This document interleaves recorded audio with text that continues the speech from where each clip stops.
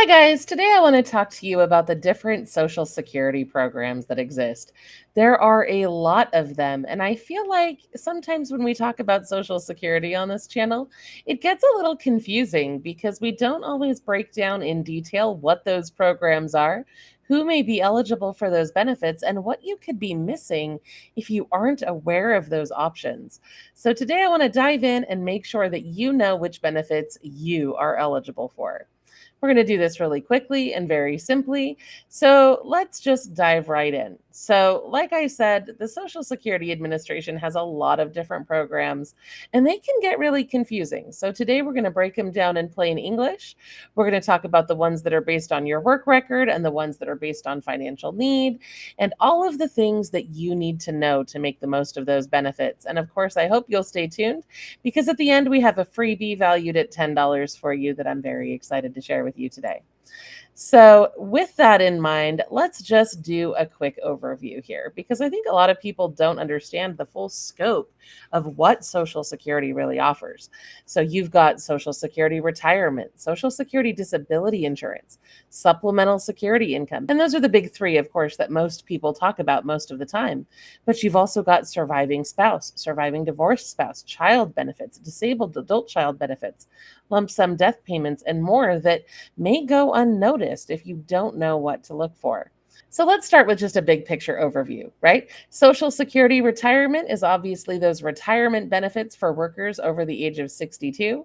Payments are based on your work history and your earnings, and the average monthly benefit for that program is $1,907 a month as of this year. On the other hand, Social Security Disability Insurance, or SSDI, is for workers with disabilities who are not able to continue working. That program is based on work history and earnings. The average monthly benefit for that program is $1,537 a month as of this year. Now, supplemental security income, or SSI, is different. This is for low income people who are blind, disabled, or over the age of 65 who have limited income or resources and therefore have a financial need.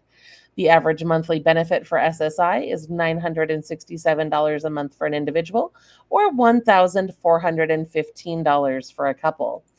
Like I said earlier, even though those are the big three benefits, those are not all the benefits that Social Security offers. They also have survivor benefits that can provide for the spouses and children of a worker who died. This would be based on the work history of the person who passed away. Benefits are usually between 71.5% and 100% of what that deceased worker's basic benefit amount would have been. And disabled adult children can also continue to receive benefits as long as they were disabled before the age of 22, they remain unmarried, and they lost a parent who was eligible for Social Security benefits. Those payments can be up to 75% of the disabled parent's basic Social Security benefit amount. And that can be really helpful for those children who are dependent on those parents. And of course, I didn't put it on the slide, but that lump sum death payment of $255 is available to spouses or children of Social Security insured workers who pass away. So, with that overview in mind, I would like to dive in and talk to you a little bit more about those three main programs: SSI, SSDI, and retirement, because I think those are the three that get confused the most on this channel. When we talk about Social Security, sometimes we're talking about all three. I try to specify when I'm talking about SSDI or SSI, but sometimes that creates confusion. So I want to make sure that we're all very clear on what we're talking about. So, supplemental security income is very helpful. It's for people who have limited income or resources. That resource limit is $2,000 for an individual or $3,000 for a couple. You must be age 65 or older, or blind, or have a qualifying disability. You must be a U.S. citizen or qualified alien, and you must live in one of the 50 states, D.C., or the Northern Mariana Islands. Now, if you meet those requirements, you may be eligible for this program. As of this year, the payment rate for SSI is $967 a month for one person, $1,415 per month is a maximum for a couple. You may receive less if you have other income coming to you. And of course, some states do add a supplemental amount. So in some cases, you may actually receive a little bit more than those maximums. That number is adjusted every year with the cost of living increases. Now, the great thing about SSI benefits is that they begin the first month after you apply, as long as you meet all the eligibility requirements. There's no mandatory wait period like there is for SSDI, and those benefits will always be paid on the first day of every month unless it falls on a weekend or a holiday, in which case it will be paid on the previous business day. Now, if you're interested in SSI, you can apply at ssa.gov, that stands for Social Security Administration.gov. You will need to be able to provide information about your income, your resources, your living arrangements. You may need to be prepared with documents that show your income, bank balances, and so on. And you'll want to make sure that you respond quickly to any requests from the Social Security Administration for additional details, because otherwise it can hold up and trip up your paperwork. Now, that is the information for SSI. Now, let's talk about Social Security Disability Insurance, which is an extremely helpful program. This program provides monthly payments to people who cannot work because of a severe disability. It is designed to replace part of your lost income when you can no longer work. SSDI is very helpful because it helps provide monthly payments to people who can't work because of a severe disability. It is different than SSI because it's not based on financial need, it is based on your work history. And that is a very important distinction.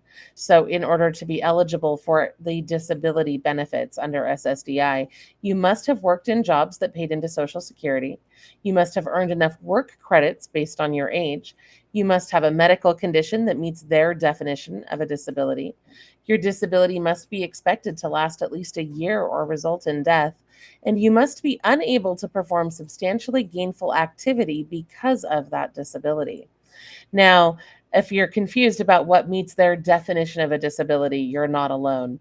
The Social Security Administration maintains what they call the Blue Book of Disabilities, and it lists all sorts of different conditions that can qualify for SSDI.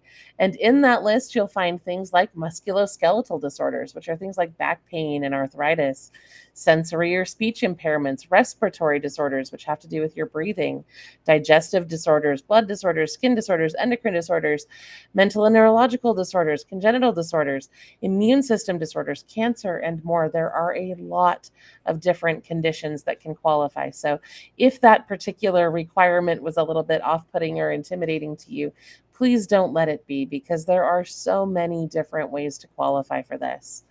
Now, along with that, you should know that there is a 5-month waiting period from the onset of your disability before those payments can begin. Payments will start the 6th month after your disability is determined to have begun. And you have to receive SSDI for 24 months before you become eligible for Medicare. That is a really difficult thing for a lot of people, and that's a really frustrating requirement. However, I would like to point out that you can apply for SSI and SSDI at the same time. So if you are eligible for these programs, I would recommend that you do that and you just apply for both at once. And of course, SSDI does pay more than SSI does. As of this year, the average payments amounts are $1,537 on average, up to $3,822 as a maximum benefit. You may be able to receive additional amounts for your dependents, though. Now, like I said, SSDI benefits are based on your average lifetime earnings before your disability began. That formula is pretty complicated, but typically, if you earned more money, you will get higher benefit amounts, and those amounts are going to be adjusted every year with that COLA increase. Now, for Social Security disability, once again, you can apply at ssa.gov, but you should know that it takes 6 to 8 months to get a decision usually on your claim, and about 67% of initial claims are denied the first time. A lot of times that's for silly procedural reasons: missing paperwork, incomplete things, not responding to requests for information on time. I believe they're called technical or procedural denials in a lot of cases. So you may want to consider getting help from a qualified representative or advocate. There are a ton of disability lawyers out there that can help you. They don't take any money up front, and they only get paid if you win. So they're very motivated to help you through that process successfully. We have partnered with a group called Injury Claims that can help connect you with a free claim review if you would like help and support through your disability process. You can go to the link that you see on screen to get started with them. It only takes under 2 minutes to take their little survey and to start that process. And the benefits could honestly be life-changing. So I would encourage you to check that out. Now, that covers Social Security disability insurance. But now let's talk about Social Security retirement because that's a completely separate thing. Social Security retirement benefits are paid monthly to eligible workers who paid into the system throughout their careers. These benefits are intended to replace part of your income after you retire. The amount that you receive will depend on your work history, your earnings, and the age at which you started to claim those benefits. You become eligible for retirement as early as age 62, but if you claim it that early, you will get a reduced amount for the rest of your life. So, a lot of sources will encourage you to wait till your full retirement age, which is going to be between age 66 and 67, so that you can get that full 100% amount of the benefits that you're eligible for. If you postpone your retirement to the age of 70, you will actually get more than 100%, and your benefits will be even higher. You can see those average payment rates there on screen and how that kind of breaks down. And of course, that is adjusted every year for the COLA. And if you do start taking benefits before your full retirement age, there is an earnings limit that you need to be mindful of as well.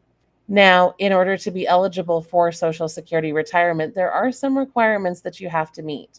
You have to have at least 40 work credits, and that's kind of a confusing concept, I think. So, you can earn up to 4 credits per year. You earn your first 4 credits for every $1,810 in earnings that you have. So, you hit that threshold, you get one, you hit it again, you get two, and so on, up to four for that year. And then you have to work the next year to achieve those credits. So essentially, you have to have worked for at least 10 years in order to qualify for that. In order to claim those retirement benefits, you need to be at least age 62. And like I said previously, you will get a lower amount if you claim it that early. There is a lot of debate out there about what age you should claim your benefits. And ultimately, I'm not going to weigh in on that debate because I think it's an intensely personal decision. If you're able to keep working comfortably, then that's one thing. But if you're struggling with disabilities and you're not able to do that, or maybe your life expectancy is a little bit lower, or you have a serious financial need, I would never pretend that there is a catch all definitive one size fits all approach to Social Security benefits. That's an intensely personal decision.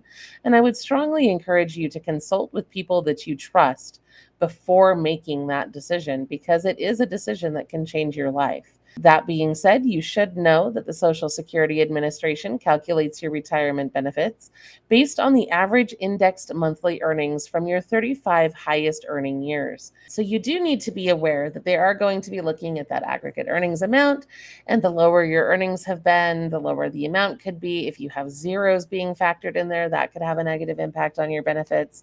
There are all sorts of things in here that can affect how much you get paid, and those are a little bit outside the scope of what I wanted to accomplish in this video. So if you're interested in me breaking that down further, just let me know and we'll create another video about that for you. For now, what I want you to know is, in the meantime, I just wanted you to know that you can apply online at ssa.gov for those benefits. You can log into your My Social Security account at any time to see the estimated amount that you might qualify for if you had to start drawing Social Security. And when it comes to retirement, it is recommended that you apply about 3 months before you want those benefits to begin. Now, of course, if you're interested in Social Security, you should know that Medicare is the logical next step here because it's what you get when you're age 65 or older. You can also get it after 2 years on SSDI and so on. Our sponsor chapter helps people pick the very best Medicare plan for them by providing free one-on-one consultations to discuss your unique needs when it comes to your healthcare.